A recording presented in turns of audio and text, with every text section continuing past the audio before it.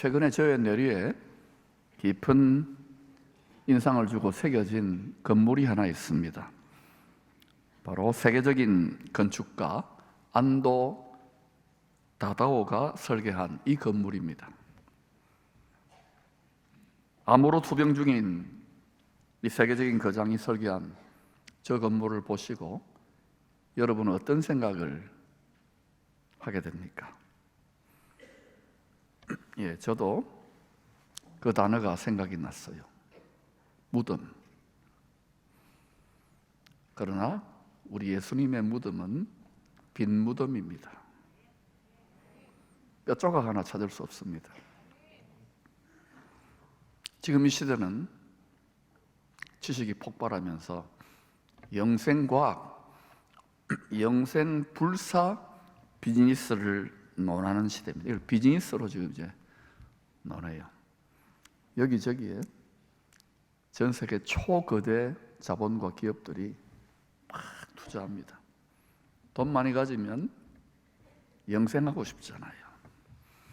이 시대의 의미가 무엇인지를 여러분은 두렵고 떨림으로 말씀 안에 깨달을 수 있기를 축복합니다.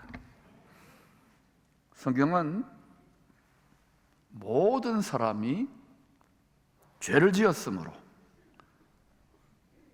교회는 죄를 지은 사람들이 옵니다. 뭐 살인죄나 사기죄 이런 게 아닙니다. 모든 사람들이, 하나님 한 사람만 창조했어요. 한 옛사람 아담만.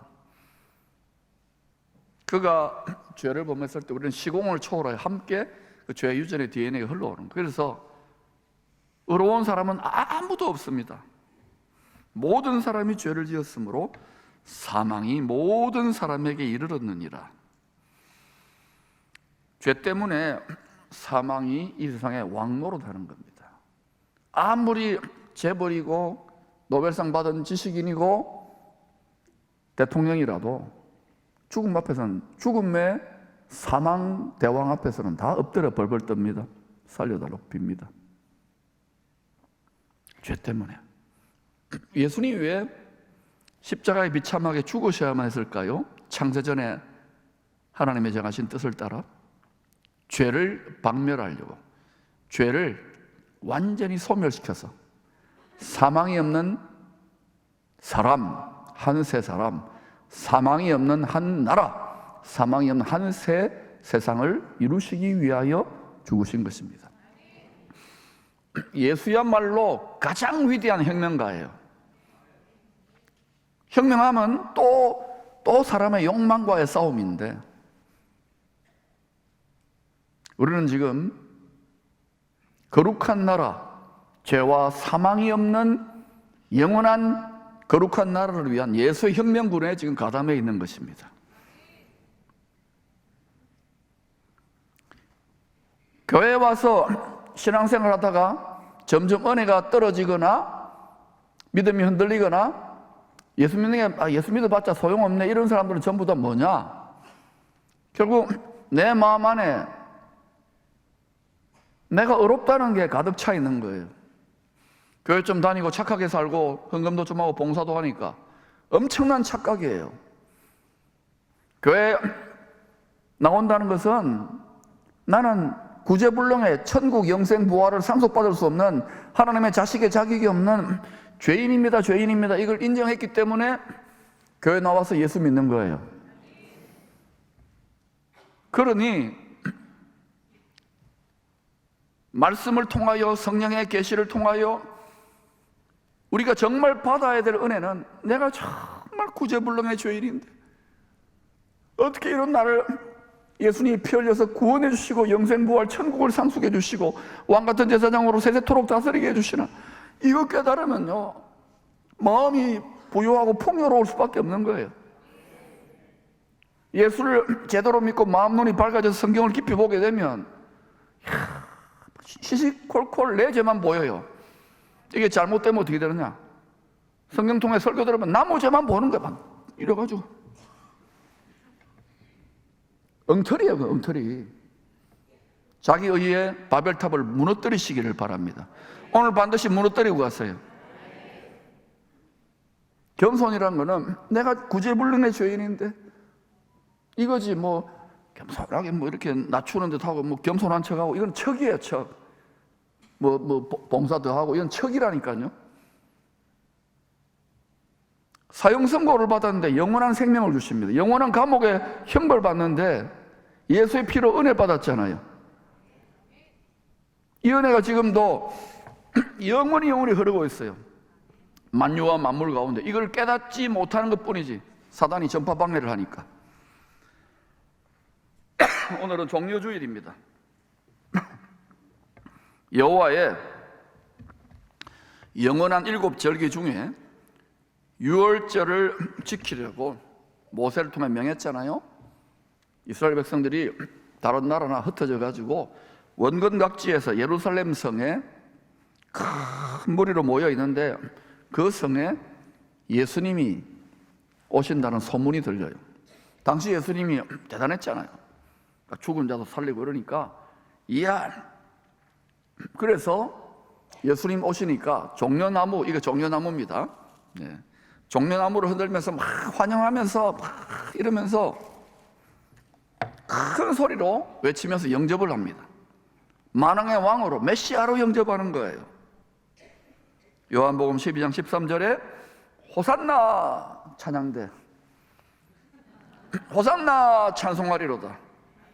주의 이름으로 오시는 이 곧 이스라엘의 왕이시여 하더라. 메시아라는 말, 메시아. 아브라함 이후로 그토록 기다리고 기다렸던 세상 죄를 없애고 장자, 제사장 나라 이스라엘 중심으로 세상 어떤 나라를 세워서 참 평강을 온 열방 모든 민족에게 가지고 올 그 구세주가 틀림없다고 열광을 했어요. 그런데 사실은요, 주님은 지금 유월절 희생양으로 죽기 위하여 온 세상 죄를 뒤집어 쓰고 희생양으로 죽기 위해서, 죄를 없애기 위해서 예루살렘 성으로 입성하는데, 자기의 성 아닙니까? 평강의 성, 기쁨의 성인데, 철없는 천국 백성들은 종려가지를 흔들며 찬송을 한다고 해서 종려주일입니다.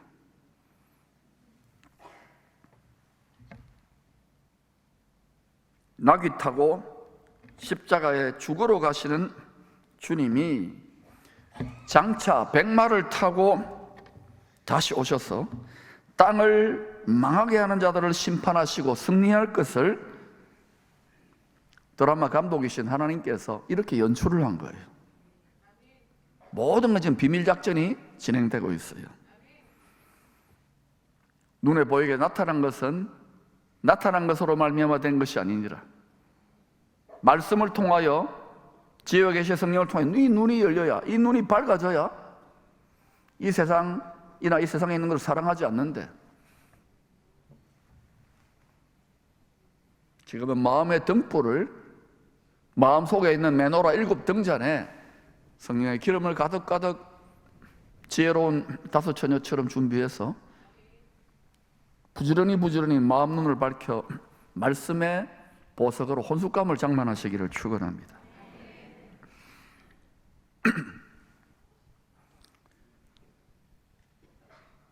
종려가지를 흔들며 주님을 찬송했던 이 큰 무리, 우리들도 한번 종려가지 한번 흔들어 보십시다.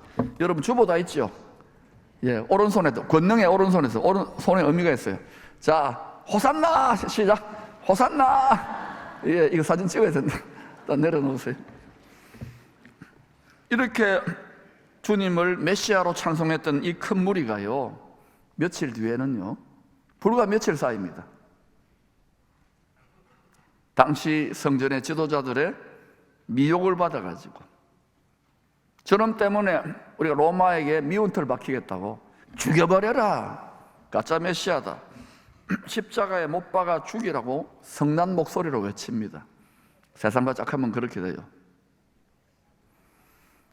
십자가에 못 박아라고 외치던 이들이 이 무주한 예수님의 피에 대해서 손을 씻어버립니다. 깨림직하잖아요.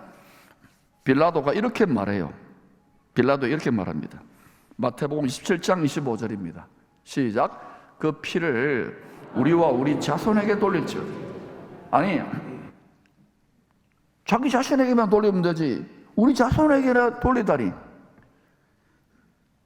여러분, 하나님 아버지 하늘 보좌에서 우리 말하는 걸 다 모든 억조창생의 말을 다 듣고 계시는, 사람만 말하는 게 아니에요. 개미도 말하고요, 모기도 말해요. 이러면서 말해요. 전부 다 듣고 계시는 전지전능하신 하나님의 귀에 소위 하나님의 백성들이 들려준 말 그대로 이스라엘과 온 세상 나라 역사가 지금도 전개되고 있어요. 그 피를 우리와 우리 자손에게 돌릴지어다. 유대인 홀로코스트도 그렇고 앞으로 스가랴서 12, 13, 14장의 예언의 말씀대로 일어나는 일도 그렇고, 그게 또 계시록에서 다 설명되고 있잖아요. 하나님의 말씀을 역사의 주관자요 모든 인류와 피조물들의 생사화복을 주관하시는 창조주요 새 창조주 하나님을, 그 말씀을 만홀히 여기면 안 돼요. 경솔하게 소홀하게 여기면 안 돼요. 성경처럼 1년에 7억 권씩 팔려나가는 베스트셀러도 없는데 또 이토록 안 읽혀지는 책도 없어요. 왜냐? 지혜와 계시의 성령의 기름으로 예비되어져서 마음의 등불이 밝지 않으니까 무슨 소리인지 아무것도 모르는 거예요. 그러니까 성경이 안 읽혀지죠. 여러분 성경 얼마나 읽어요? 내 돈벌이나 내 건강하고 별 관계가 없다 이렇게 생각하는 경우가 많잖아요. 책망이 아닙니다. 지금부터라도 하자고요. 특히 우리 자녀들은 지금 이 시즌이 엄청난 기회입니다. 말씀을 통해 보석을 많이 채굴하시기를 축원합니다. 은과 금은 내게 없지만은 예수 지혜와 지식의 보물이 우리 안에 지혜와 총명과 모략과 명철의 보물이 가득가득 차면은 분명히 저는 확신합니다. 열방에 이 마음의 눈이 밝아진 우리의 다음 세대들이요 열방을 축복하게 될 줄로 믿습니다. 답이 하나님의 말씀 안에 다 들어있어요.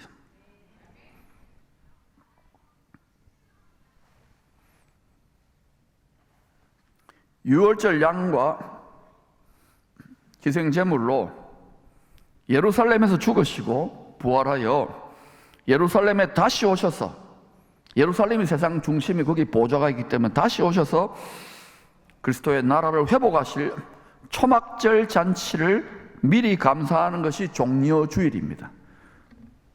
여호와의 7절기를 알아야 돼요. 초막절에 주님이 오셔서 속죄절에 주님이 지상에 오셔서 초막절에 그리스도가 왕노릇하는 나라가 세워져요. 근데 왜 그때 여러 나무가지를 흔드는데 종려나무가지를 흔드느냐? 여러분, 애굽의 노예로, 죄와 사망 것에 노예로 있다가 홍해바다, 사망의 바다를 건넜잖아요. 그때 물샘 12과 종려나무 70주, 70이라는 것은 온 세상 나라들을 다시 살리는, 이게 생명을, 사망을 이기는 생명나무예요. 그 다음에 광야에서 훈련되어져 가지고 요단강도 사망의 강이, 같은 의미의 사망의 강이지만 세상을 이기고 가나안 땅을 정복하고 약속의 땅을 정복하고 천국을 유업으로 얻을 때에도 여리고성이 뭐예요? 종려나무의 성읍 아닙니까? 죄와 사망 권세를 이기는 것은 생명 주시는 부활의 권능밖에 없는 줄로 믿습니다. 그것이 실제로 초막절에서 흔들게 되는 거예요.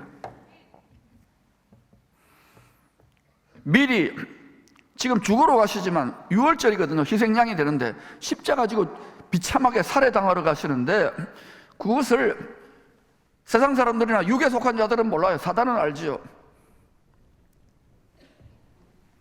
사단은 죽이는 일밖에 못하거든요. 네 죽고 내 죽고 사망의 신이니까. 그런데 예수님이 죄를 박멸하려고 온 세상의 진노의 죄를 자기 뒤집어 씌워가지고 죽으러 가는 거예요. 그런데 그게 실제로는 하늘에서 보는 뭐예요? 승리라는 승리. 십자가로 승리하는 거예요. 예수 믿고 엉터리 믿는 사람은 십자가가 뭔지를 모르기 때문에 십자가를 안 뒤집었어요. 십자가가 만왕왕을 어깨에 모시는, 십자가 지기 때문에 수치나 모욕과 심지어 순교도 하지만 이걸 짊어져야 된다니까요. 우리의 바라는 것이 이 세상뿐이라면 우리는 할 짓이 아니에요. 특히 순교자들은 비참한 사람들이지. 패가 망신한 사람들, 과연 그럴까요? 그리스도의 나라가 세워지지 않을까요? 사망이 없는 영원한 나라가 세워지지 않을까요? 화면을 마음 눈이 어두워서 그런 거예요. 점점 말씀의 퍼즐 조각을 함께 등불을 밝혀 연구해 보시기를 축복합니다. 그래서 십자가지만은 고난이지만 부활, 승리, 영생, 천국을 미리 바라보기 때문에 종려주일 날 종려나무, 부활을 상징하는 종려나무 이파리를 흔들면서 미리 감사 찬양하는 거예요. 이 종려주일 이후에 십자가지만 승리했다, 고난이지만 부활 영생이다라고 승리를 선포하고 난 다음에 고난주간을 시작하시는 거예요. 주님이. 우리도 그거를 이제 내일부터 따라가는 거예요. 그러면 오늘 종려주일 후에 내일부터 시작되죠. 첫날 우리 주님은 성전을 청결케 하십니다. 우리가 성전입니다. 하나님의 집이에요. 하나님의 영을 모셨는데 혹시 여러분 장사하는 집 되는 거 아닙니까? 모든 것이 돈벌이를 생각합니까? 돈의 신을 숭배하고 있는 거예요. 파괴될지어다, 무너질지어다. 마음과 생각의 집이에요. 내 마음 그리스도의 집. 혹시 강도의 소굴이 된 것 아닙니까? 예수 믿고 교회 오는데 항상 어떻게 하면 내가 더 생생나고 경건을 이익의 재료로 강도의 소굴이 되어갑니다. 깨어질지어다. 그래서 반드시 무너져야 돼요. 그러지 않으면 자기 의의 바벨탑을 세우고 자기 교만의 바벨탑을 세우다가 자기는 하나님을 기쁘시게 한다고 그러지만 바울 되기 전에 사울의 우를 범하게 되는 거예요. 종교가 아니라니까요. 종교는 자기 부패한 정욕을 비나이다 이거 아닙니까? 인간은 구제불능이라니까요. 인정합니까? 예수의 피로만 구제할 수 있도록 아무도 자랑하거나 자기 공로를 내세울 수 없도록 만든 거예요. 첫날 성전 청결. 우리도 이번 고난 한 주간 동안 우리 마음의 모든 쓰레기를 다 치워내고 무릇들 다 인테리어 다 새로 뜯고 새롭게 정금 같은 믿음과 깨끗한 순은으로 하얀 세마포로 다시 지어야 되겠습니다. 둘째 날 스가랴서 11장의 예언대로 가롯 유다에 의해서 은 30에 팔립니다. 제사장들에게 은 30에 팔린다고 스가랴서 11장에 예언했어요. 그 예언대로 되고 있는 거예요. 셋째 날 주님은 숨으시지요. 그리고 유대 지도자들은 계속하면 어떻게 하면 죽일 수 있을까? 예수 팔 생각을 누가 집어넣었을까요? 생각이 중요한 거예요. 말씀에 불순종하는 생각, 교만한 생각이 올라올 때 깨뜨리시기를 바랍니다. 그것 때문에 결국은 망하는 거예요. 아니면 겨우 구원받아도 집도 없고 옷도 없는 영원토록 부끄러운 구원을 이루지 마시기를 바랍니다. 넷째 날 유월절 식사 후에 자신이 유월절 어린 양으로 죽으실 것이니까 얘들아, 내가 너희들하고 지금 성만찬하는 이것은 내가 너희들을 위한 생명의 떡, 생명의 피가 되기 위해서 죽는 거야. 무슨 뜻인지도 모르고 일단 먹여놓은 거예요. 제자들이 언제 합니까? 성령의 기름이 사도행전에서 부어져 가지고 오순절날 정확하게 마음 눈이 밝아지니까 그 말이 그 말이군요. 주님이 하신 말이 다 깨달아지는 거예요. 그러니까 이 시즌도 반드시 오순절 끝에 이제 가을 마지막 추수 전까지 하나님이 요엘 선지자를 통해 예언한 대로 오순절 끝날에 추수 때 이제 이방인 추수가 거의 끝나갈 무렵에 늦은 비로 부어주시는 성령의 비, 성령의 기름 부으심을 받아야 되는 거예요. 그러면 구약과 신약이 점점 연결되기 시작해요. 마음이 부유해지기 시작해요. 6월절 식사를 넷째 날 하시고 겟세마네에서 기도하십니다. 넷째 날 겟세마네예요. 다섯째 날 금요일 밤입니다. 이제 6일이 시작되는 거예요. 안식일이 시작되는 거예요. 유대인들은 창세기 1장의 원리대로 밤 6시부터 이제 안식일이 시작되는 거예요. 새 날이. 그래서 안식일 날, 금요일 밤이 안식일 날입니다. 금요일이 아니라 토요일이 우리로는 6월절 안식일에 정확하게 안식일입니다. 6월절 안식일에 6월절 희생양으로 십자가에 못 박혀 죽습니다. 한 번 더 어긋나면 정확무효하게 되고 있는 거예요. 여섯째 날 무교절. 교는 뭐예요? 바로 누룩을 말하는 거예요. 누룩이 없다, 죄가 없는 몸으로 떡으로 죽으신 거예요. 그래서 우리가 예수의 말씀을 먹는다는 것은 예수의 살과 피, 생명의 떡으로 속사람에 먹는 거예요. 그 덕분에 우리가 몸의 구원을, 몸의 구속을 믿음의 결국은 받게 될 것입니다. 그러니까 지금 우리가 육체 안에 마음과 생각으로 속사람이 있을 때에 예수님을 쏙 빼닮아야 돼요. 성령의 열매를 사랑과 희락과 화평과 오래 참음 자비 양선 충성 온유 절제를 쏙 빼닮아 가지고 그 다음에 성령의 열매, 믿음의 열매, 궁극적인 회개 열매, 궁극적인 열매는 부활의 열매입니다. 예수님은 부활의 처음 익은 열매가 됐잖아요. 예수님을 쏙 빼닮아서 우리도 부활의 처음 익은 열매가 되어야 농부가 청송 사과밭에 농부가 제일 잘 익은 뭐예요? 열매 사과부터 백화점에 납품하고 극상품으로 납품하고 나머지 그 다음에 좀 이렇게 마트에 납품하고 그 다음에 벌레 먹은 것들은 제일 마지막에 추수해가 납품할 거 아닙니까? 그러니까 여러분 앞으로 마지막 추수를 마무리할 때에 지금부터 벌레 먹은 게 없이 정말 주님 보시기에 탐스럽게 극상품으로 주님을 쏙 빼닮아서 주의 성품을 이루어갈 수 있기를 축원합니다. 두렵고 떨림으로 우리의 구원을 이루어가야 되는 거예요. 여섯째 날 죄에 대해 죽어서 무덤에 들어가서 일곱째 날 3일 만에 사망을 이기고 우리의 주일에 해당하죠. 부활의 첫 열매, 부활의 처음 익은 열매, 장자 초태생이 된 거예요. 초실절이라고 합니다. 그리고 부활의 첫 열매 절기가 부활절이에요. 예수님이 부활의 처음 익은 열매로 하늘에 밀이 됐잖아요. 근데 땅에 떨어져서 우리 마음밭에 떨어져서 죽은 거예요. 그래서 지금 예수 그리스도가 부활의 첫 열매 씨앗을 통해서 영원히 썩지 않은 영생의 씨앗을 통해서 우리가 지금 부활에 참여할 수 있는 약속을 얻게 된 거예요. 할렐루야. 그것이 바로 말씀이 씨예요. 할렐루야. 본문은 주님의 고난주간 넷째 날 일어난 사건입니다. 6월절 성만찬 후에 희생양으로 죽기를 원하시는 아버지 소원에 순종하기 위해 아들이 겟세마네에서 기도합니다. 우리에게 시범을 보이는 거예요. 하나님의 자녀된 우리들에게 육체의 정욕, 육신의 생각 꺾으라는 것이죠.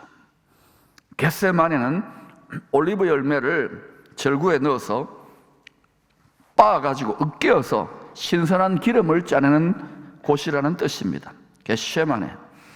주님은 자기 자신을 참 올리브 열매로 겟세마네 돌절구에 넣어서 으깨어서 빻아가지고 으깨어서 바로 그를 믿는 성도들 우리들에게 성령의 기름을 짜서 주시려고 신선한 기름을 부어 주시려고 겟세마네에서 피땀 흘려 기도했던 거예요. 신선한 성령의 기름 부으심이 그냥 부어집니까? 우리 마음에 게으름이 가득한데 그냥 소원성취가 아니라니까요. 그거는 육체에 속한 어린아이 같은 성도들이에요. 그래서 신앙이 깊어지고 하나님 우리를 불로써 또 여러 가지 연단을 하시는 이유는 정말 주님을 닮은 마음으로 그렇게 빚어가는 거예요. 이런 시험이 있을 때 다 기뻐하지 않고 그냥 인상 쓰고 믿어도 소용없네 그러고 내 팔자 이러면 안 되는 거예요. 그러면 그 상태로 그냥 천국 가지만 내가 말씀을 좀 더 알았으면 이렇게 되는 거예요. 우리가 이 시즌에 이 마음의 등불을 밝혀주시는 것에 감사 찬양 드리십시다. 주님도 고난을 통하여 영원한 영광, 영생 부활로 들어가셨어요. 하물며 주님의 제자된 우리들이야말로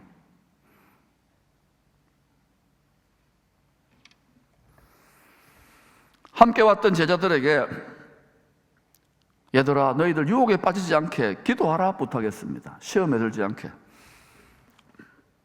근데 제자들이 어떻게 됐어요? 제자들이 닥칠 일을 주님은 아시거든요. 자기 십자가를 질 수 있는 기름 부음을 곧 오순절 성령의 기름 부음을 받게 될 터인데 마귀가 이걸 알기 때문에 방해할 거 아닙니까? 항상 그래요. 큰 권능이 임할 것을 알기 때문에 크게 시험할 것을 아셔서 깨어서 기도하라 했던 거예요. 근데 그렇게 못했어요. 주님 홀로 오직 홀로입니다. 누구도 자랑 못하게 한 거예요. 아버지 소원에 순종하고자 기쁘게 죽고자 아버지 뜻대로 온 세상 죄를 뒤집어 쓰고 기도의 씨름을 하게 될 때 제자들은 다 잠들었습니다. 아니, 우리 욕할 수 있잖아요. 스승이 저렇게까지 간절히 기도하는데 제자라는 인간들이 자빠져 잠을 잔다고? 그러나 여러분, 입장 바꿔서 생각해 보세요. 얼마 전까지 자기들이 따르던 스승이 죽은 자를 살리십니다. 5,000명 이상을 먹입니다. 야, 우리가 기다리던 바로 그 메시아구나. 이 세상을 어떤 나라, 이스라엘 나라, 지금도 아직까지 그 꿈을 버리지 못하고 있어요. 이렇게 꿈꾸고 있는데 인기 절정의 스승님이 며칠 전부터 얘들아, 내가 희생양으로, 유월절 어린 양으로 온 세상 죄를 뒤집어 쓰고 십자가에 죽을 거야, 이런 소리를 살살 하기 시작하는 거예요. 때가 되니까. 들었어요, 분명히. 근데 제자들은 자기가 높다 안다 삐지고 막 이러고 서로 싸우고, 그죠? 그럼 또 어때요? 들었는데 듣지 않는 거예요. 들을 게 있는 자들은 들을지어다. 보았는데도 보지 못하는 거예요. 이게 육체를 가진 인간의 생각의 한계입니다. 하바드나 예의를 나오더라도 성령께서 기름 부어주시고 이른 비의 성령으로, 늦은 비의 성령으로, 복된 장마비로 마음의 등불을 밝혀주시지 않으면 성경은 그냥 하나의 인격 수양의 책이 되는 거예요. 아무리 여러분이 몇 대 신앙을 하고 목사고 박사고 하더라도요, 성령의 조명이 최고의 스승인 줄로 믿습니다. 안 그러면 이걸 가지고 자기 마음대로 요리해서 교활하게, 증거가 뭐냐? 주와 복음을 위해 고난당할 수 있느냐? 주와 복음을 위해 죽기까지 충성할 수 있느냐? 그것도 기쁘게. 이것이 제대로 눈이 열린 사람이에요. 말장난하면 안 돼요. 그렇게 하면 안 죽습니다. 잘 삽니다. 죽고자 하는 자는 살 것이요. 다 살고자 하기 때문에 문제인 거예요. 세상을 못 이기고 마귀를 못 이기지요. 다 죽을까 봐 두려워하니까. 분위기가 심상치 않음을 제자들은 느꼈지만 그래도 설마 했을 것입니다. 설마 주님이 다시 오겠나? 우리도 설마 하잖아요. 종려주일 후에 고난주간 강도의 소굴이 되어버린 성전을 발칵 뒤집어 놓으셨죠. 이것 때문에 사실은 십자가에 못 박혀 죽으신 거예요. 우리가 제사장인데 어떻게 우리 보고 강도의 소굴이라 그래?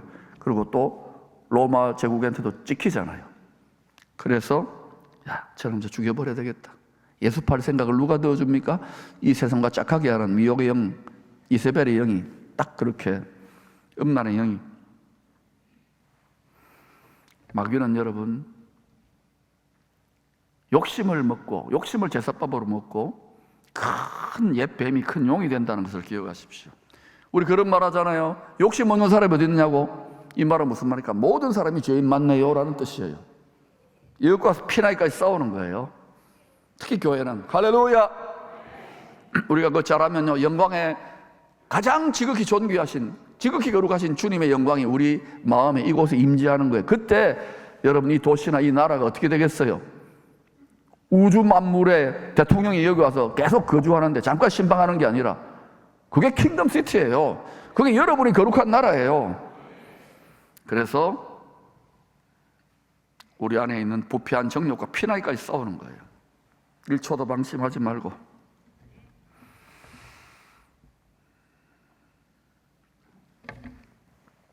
제자 중에 하나가 주님을 팔 것이라고 고난중간에 이야기했더니 가룟 유다가 시부지익이 사라집니다. 불법의 아들이잖아요. 또 불법의 아들이 올라올 겁니다. 구약부터 신약까지 계속 같은 패턴이에요. 스승을 죽이려고 한다는 흉흉한 소문이 들려올 거 아닙니까? 큰일 났다. 6월절 성만찬도 스승과 다른 때 했던, 몇 년 전에 했던 식사 때 분위기가 완전히 다릅니다. 초유의 만찬과 같은 이별의 만찬이죠. 그런 느낌이었을 것입니다. 그러나 제자들은 하늘에서 왕의 식탁 앞에서 즐거운 원수들의 목전에서 내게 잔치상을 베풀어 주시는 천국의 잔치상에서 가장 좋은 로얄석에 앉아 있을 줄로 믿습니다. 이런 사망의 음침한 골짜기의 분위기가 감도는 겟세마네에서 밤중에 주님의 기도 소리가 들려옵니다. 어떻게 됐습니까? 히브리서 5장 7절입니다. 시작. 자기를 죽음에서 능히 구원하시리에게 심한 통곡과 눈물로 간구의 소원을 올렸고. 심한 통곡과 눈물로 간구의 소원을 올렸고, 또 44절은 이렇게 묘사합니다. 힘쓰고 애써 더욱 간절히 기도하시니 땀이 땅에 떨어지는 핏방울같이 되더라. 여러분 아기 낳아보셨나요? 저는 많이 낳아봤어요. 분만실에 엄마들이 들어가가지고 우리 유론희 권사님 산부인과 선생님 아닙니까? 힘주세요 간호사들도 막 진땀을 흘리면서 막 피를 흘리고 이런 사람도 있어요. 진짜 찢어지면 살점이 찢어지면서 아기가 나오니까 양수가 터지면서 피와 땀과 눈물.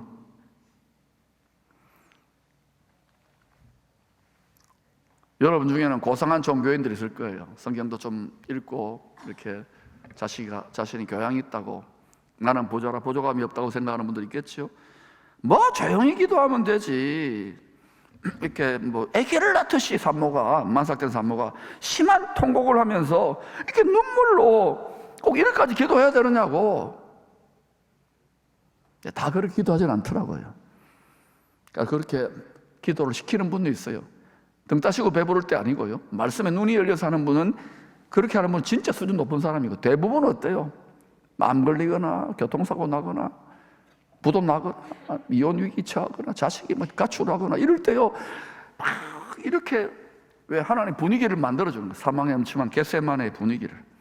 그래서 어때요? 한나 보세요. 한나가 착한 사람 아닙니까? 하나님 태를 일부러 낳아 낳은 거예요.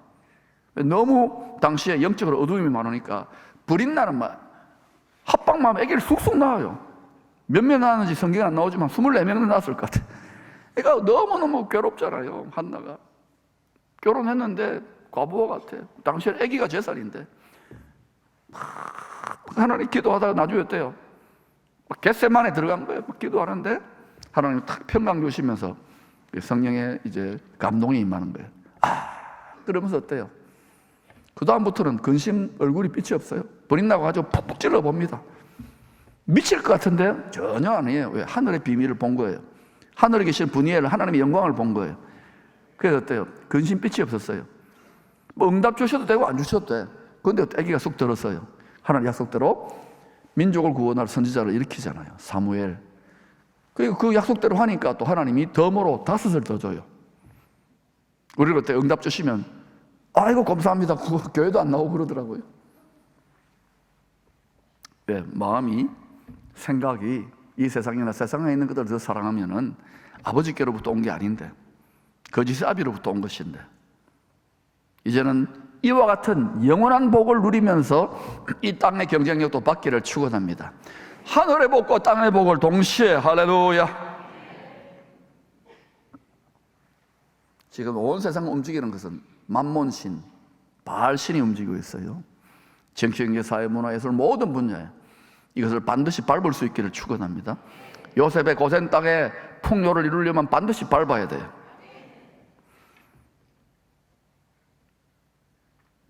홀로 하늘 아버지께서 보내신 천사 산파의 도움을 받으면서 부활의 새 생명을 낳고자 진통했습니다.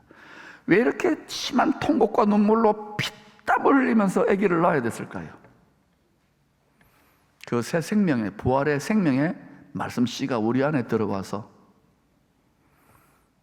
이대로 두면은 반드시 죽잖아요. 한 번 죽잖아요. 심판받을 수밖에 없는데, 그 죽음보다 강한 사랑으로 자식인데 왼수가 된, 신분대 음녀가 된 우리들을 향한 아버지의 죽음보다 더 강한 사랑으로 우리에게 부활의 새 생명을 선물로 주시려고 주님이 이렇게 피땀 흘려 아기를 낳는 거예요. 사랑하는 여러분, 분만실에서 엄마가 남편을 사랑하고 내 자식을 사랑하고 그래서 죽을 힘을 다해 아기 낳는 거 똑같아요. 그리고 주 오시기 전에 하늘과 땅과 모든 것이 진동하고 흔들리게 될 때에 그리스도의 나라가 태어나기 위해서 만물 해산해진 통이 있을 것입니다. 설마 세상이 어떻게 돌아가는지를 잘 보시기를 바랍니다. 여러분의 온천하를 얻었다 한들 영생을 놓쳐버린다면, 영생 비즈니스, 영생 지식, 영생 과학까지 이야기하더라고요.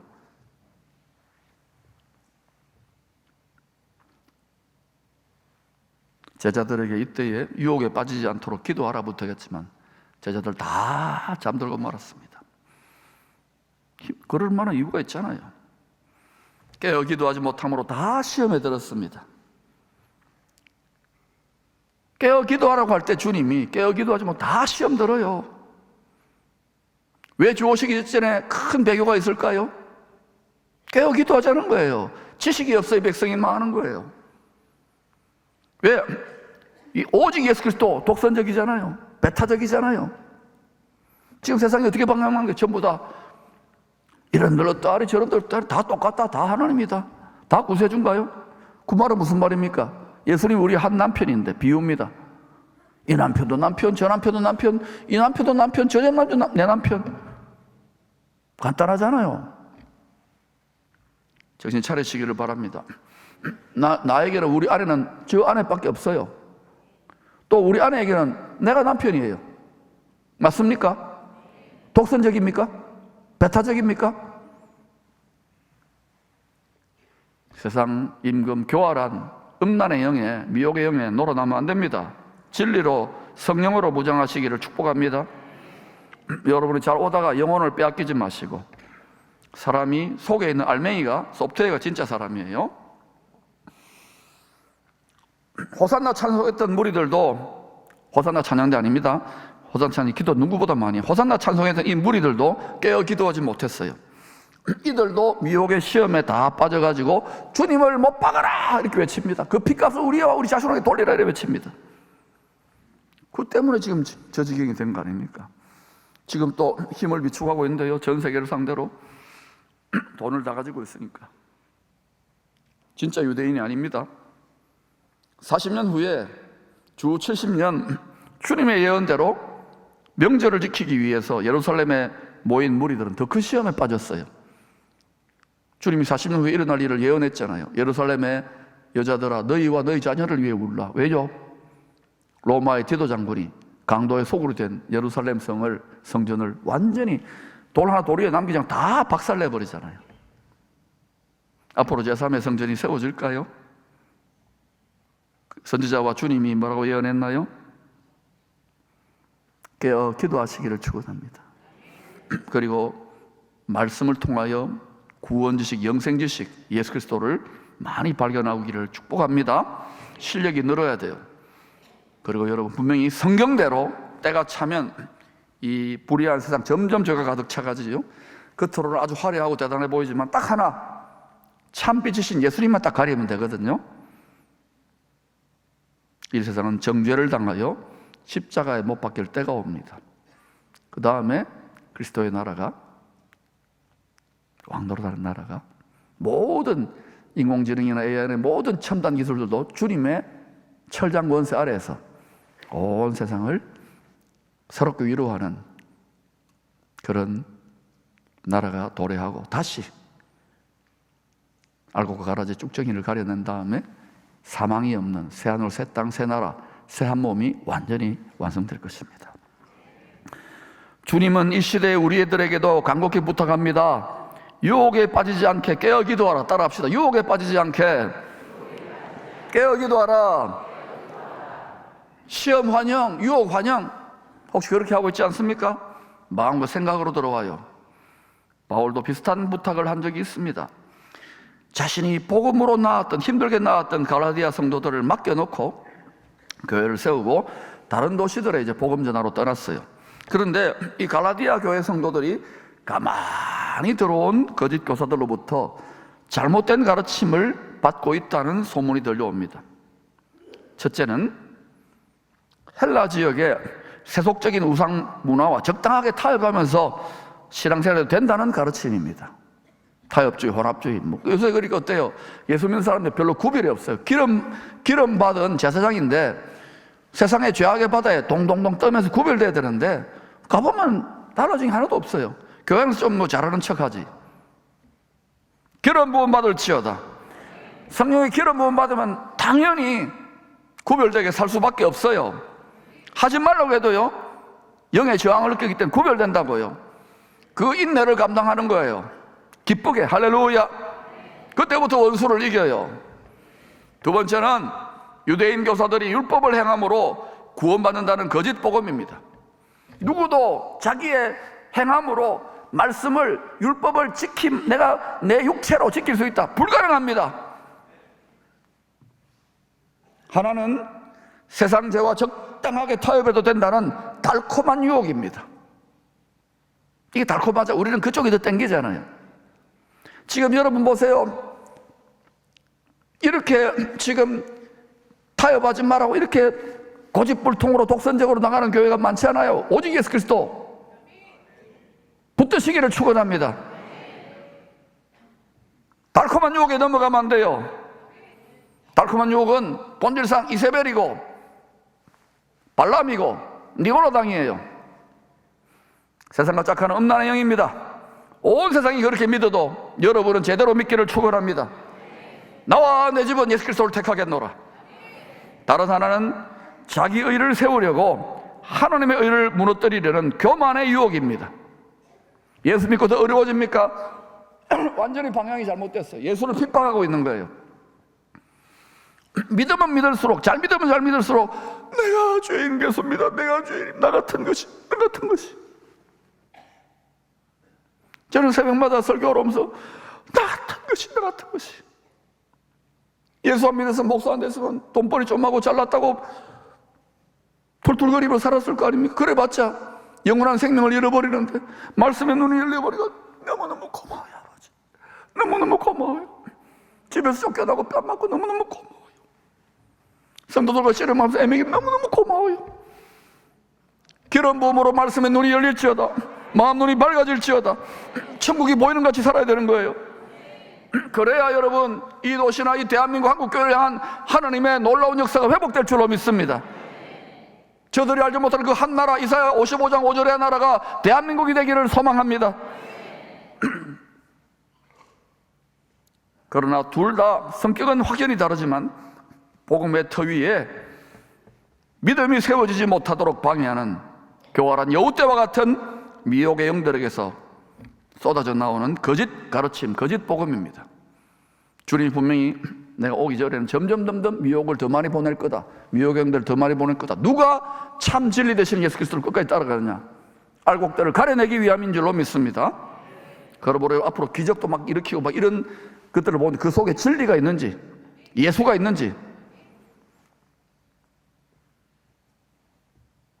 영적 아버지 바울은 갈라디아 성도들에게 애끓는 심정으로 얘들아 깨어 기도하거라, 시험에 들지 말라는 것이죠. 유혹받지 말라는 거예요. 복음의 바른 가르침으로 돌이키라고 애끓는 심정으로 부탁합니다.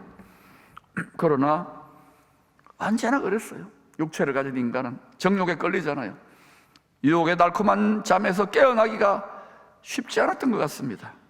그래서 바울이 말로 해도 안 되고 글로 해도 안 되고 춤을 춰도 안 되니까 이 연약한 성도들을 위해서 다시 나 혼자라도 해산하는 수고를 해야 되겠다고 결심합니다. 아마 갈라디아 성도들 중에서도 몇 명은 그렇게 했겠죠. 그 내용이 갈라디아서 4장 19절입니다. 갈라디아서 4.19 혁명을 한 거예요. 시작. 나의 자녀들아, 너희 속에 그리스도의 형상을 이루기까지 다시 너희를 위하여 해산하는 수고를 하노니. 그래서 형상, 이게 뭐 쉽게 말하면 여러분 신학적 어렵게 말하는 게 있어요. 성품이라고 생각하면 돼요. 주님을 쏙 빼닮았는가. 또 건축 용어로 말하면 내 마음이 하나님의 영, 예수 그리스도의 영을 모실 만한 왕궁으로, 성전으로 잘 지어졌는가. 오만 가지 예수를 믿고도 하나님의 성전이라고 하면서 막 정욕을 부리고 못된 생각을 하고 못된 말을 하고 맨날 이기심과 욕심으로 막 교활하게 생각한다면, 오만 가지 생각을 내버려 둔다면 그게 여러분 하나님의 성전이에요? 그래서 형상을 이루기까지 말로 해도 안 되는 거예요. 여우떼가 지금 다 무너뜨리고 있으니까, 그래서 다시 너희를 위하여 해산하는 수고를 하노니. 사랑 여러분, 주님이 해산의 수고를 홀로 했기 때문에 우리들이 몸의 부활, 영생 부활, 천국의 약속을 유업으로 받게 되었습니다. 믿음의 결국은 몸의 부활이에요. 영광의 몸을 덧입고 주와 함께 세세토록 살아가는 거예요. 야곱도 노아도 모세도 홀로 해산의 수고를 감당했기에, 바울도 홀로 주의 고난에 동참했기에 사망의 시험을 이기고 야곱에게 속한 모든 가족과 종과 소유를 지킬 수 있었습니다. 모두 다가 이렇게 계산이 진통하지는 않아요. 장자의 권세를 갖기를 축원합니다. 하나님의 자녀의 이름값은, 자녀라 부름받은 값은 받았을지 몰라도 기름 부음을 받아야 왕, 제사장, 선지자적으로 각자 분량대로 싸울 수 있는 거예요. 이제는 왕들이 일어나는 시즌이에요. 만왕의 왕이 오시기 때문에 정치인계, 사회문화 모든 문제가 일어날지어다. 제자들처럼 우리도 깨어 기도할 수 없는 5만 가지 이유가 있잖아요. 스트레스 있습니다, 돈벌이 힘듭니다, 몸 아픕니다, 나이 들었습니다 합니다. 그래도 이렇게 외치는 이유는 뭐냐?